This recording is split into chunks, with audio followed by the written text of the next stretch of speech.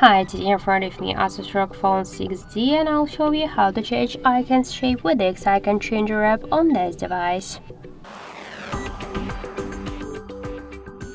So first we should get the X-Icon Changer app from the Play Store. That's why open the Play Store and in the search pool enter the X-Icon Changer.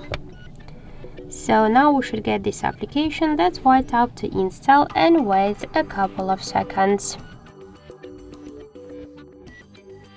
Then just tap to open the app, and you'll see here all of the available applications on your device, which icons you could change. For example, let's select the contacts icon. Just tap on this edit icon to rename it if you want. Here we got library with different folders with the icons. You could use them, or to use photo from your device gallery, or to take a picture right now in camera app. So let's select one from the available. I'll just use this one, the contacts icon. Tap on the right upper corner to OK button. Then just tap to X icon on the right upper corner. And now tap to add to home screen. The shortcuts, we could change next icon by the same way or go to desktop directly.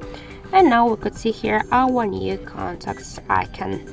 So that's it. Thank you for watching, and if you find this video helpful, leave thumbs up and subscribe our channel.